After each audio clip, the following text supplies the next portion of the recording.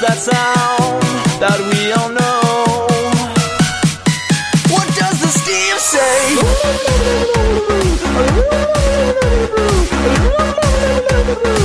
What does the Steve say? Punch, punch, punch, punch, punch, punch. A punch, punch, punch, punch, punch, punch. A punch, punch, punch, punch, punch, punch. What does the Steve say? Money, money, money. Good morning, Bucknutters. It is Thursday, May 14th, 2015. We are back on schedule. That means the tanned and well-rested Steve Wiltfong is back from the shores of Costa Rica to retain his normal Thursdays with Wiltfong spot. Steve, what was it like to be away from your people for a week? It was good to get away, but at the same time, you get anxious at the end, and you're ready to get back and get to work. And as funny as this is going to sound, I didn't know Michael Jordan committed to Ohio State until I got back into the United States. So I come back, I leave. Ohio State's got the number 3 class. I turn on my phone, and I get, all kinds of text messages and alerts, and the Buckeyes have the number 2 class closing strong on Florida State with the commitment of top 247 offensive tackle Michael Jordan, who was outstanding at Friday Night Lights during the summer. We've been reporting, when I say we, I say me, I've been reporting that this was Michigan State, Ohio State down the stretch for the last few weeks, but it was one where I thought that it would go into the season and Michael and his family would take time and maybe do one more round of visits, but then after the fact and after seeing that he committed, I thought about it and said, well, how many more times does he need to visit Ohio State and Michigan State? He's been to so many places, or been to those places so many times, and a really good get for Ohio State. You're talking about a kid that's a tough kid, physical, long, athletic, a really good wrestler. I love those wrestlers at the point of attack. He's going to always play with good leverage, and he'll bring that toughness that you're looking for at that position.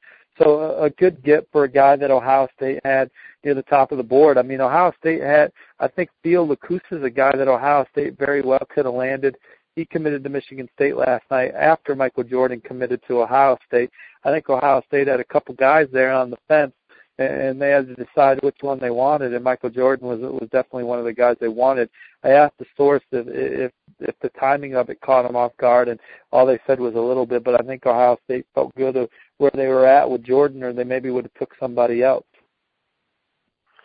No question. Michael Jordan is not a guy we discussed much on this show. A lot of the guys we've discussed have had their situations kind of clear up. 2 names I wanted to get into, defensive backs we haven't discussed at great length. The first, out of the Pittsburgh area, it always seems like the Buckeyes are chasing at least one DB out of the Pittsburgh area every year. This year's DeMarre Hamlin. Kind of bring us up to speed on that. That seems to be kind of a trending name with the Buckeyes. Well, the latest buzz I've been hearing is that Ohio State is the team to beat for DeMarre himself, and he's going to take his time, and he's in no rush to make a decision. But I think everything I'm hearing right now, the Buckeyes are the leader for DeMarre Hamlin. Penn State, Pittsburgh, Notre Dame also mentioned, but Notre Dame not so much as the other 3. I'm not crystal balling DeMarre Hamlin right now, but if someone told me I had to crystal ball in today, I would crystal ball Ohio State.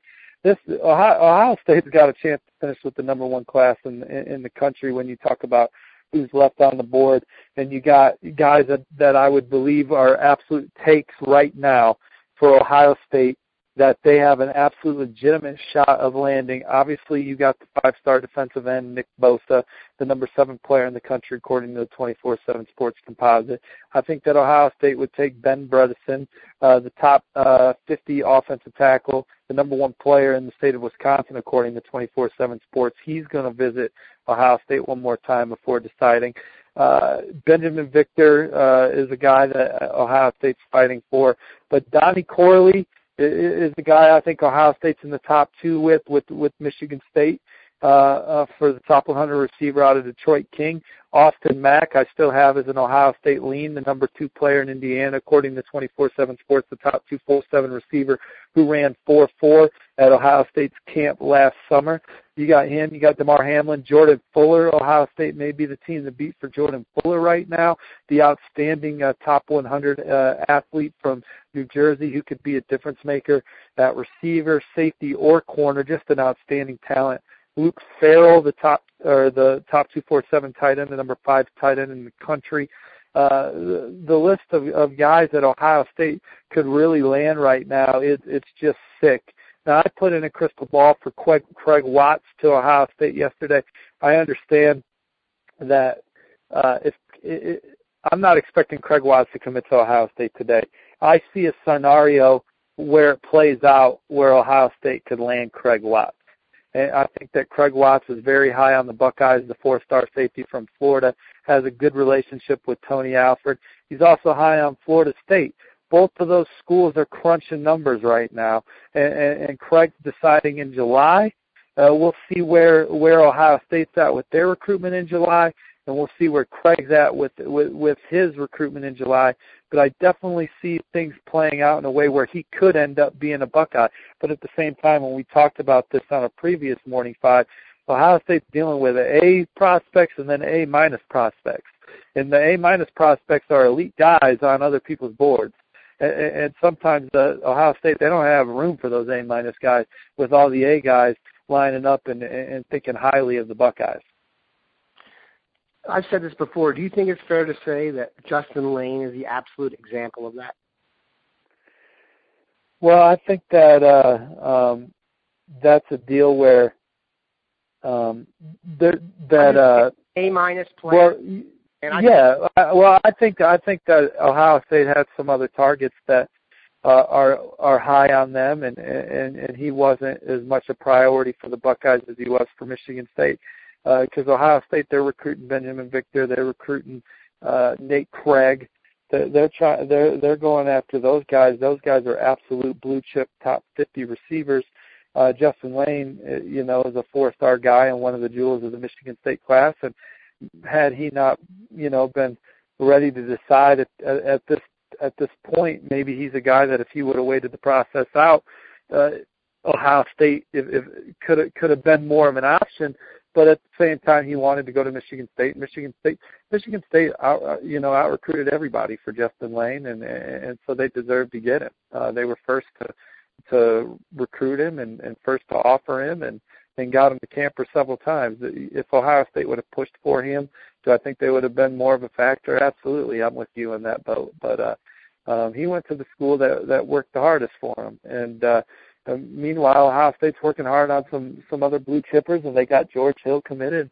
There's no shortage of skill players in the boat right now for Ohio State. When you talk about Kareem Walker and DeMario McCall, 2 of the top running backs in the country, and Jake Hossman in the discussion as the top tight end. He's the number 3 tight end according to 24/7 Sports Composite. The guy people don't talk about that often, and he's maybe the forgotten man in this recruiting class, is Kier Hawkins, a 6'4", 225-pound receiver who's really athletic, and so he's the guy that people would instantly slide as the sleeper in the class. But it's hard to point to a sleeper in this class when you got 11 4-stars and you got 11 4-stars and a 5-star amongst your 15 commits. You brought up a name of a guy I'm really interested in. Michigan State is on a roll here. I've said the true sign of Urban's greatness is he's created 2 national powers, because the spillage that's leaning into East Lansing here with Messiah DeWeaver and Justin Lane is pretty impressive. They've gotten 4 commitments in the last 2 days or so, 2 from Ohio and Jonah Morris and Austin Andrews out of Akron and Columbus respectively. The player I want to talk about that I think Michigan State thinks they're getting, and Ohio State's still really into, is Donnie Corley. You brought him up a little bit earlier. Kind of bring us up to speed, and we'll close on him. Well, my crystal ball says Michigan State for Donnie Corley. I think the Spartans are the team to beat, but talking to people close to Donnie, there's absolutely no question Ohio State's the other team with the best shot of getting him right now. Tennessee would probably be in that 3 slot based on what I'm hearing. But Ohio State, they're working hard to get Donnie Corley, and I still wouldn't be surprised if Lavert Hill popped up on Ohio State's campus at some point too, the top 100 corner who's committed to Penn State right now. I think Ohio State would have some interest in him as well. When you're talking about guys like DeMarre Hamlin and Jordan Fuller, I think Lavert Hill sits in the board in roughly the same spot. So those are definitely guys that are realistic options, or no, I shouldn't say options, realistic shots to end up in the Ohio State class. If you heard anything there, people, it's that you need to stay tuned to Bucknuts, because as impressive as it's been so far, the class of 2016 and recruiting in general is a fast and furious pace here. So keep it locked to Bucknuts. We thank Steve for coming home from the Caribbean or wherever Costa Rica is. Steve, have a great day. Dan, you know who else is working fast and furious right now? Phil Kurlick. The man is grinding. You know that. Right now. Appreciate it. You guys take care. We'll see you.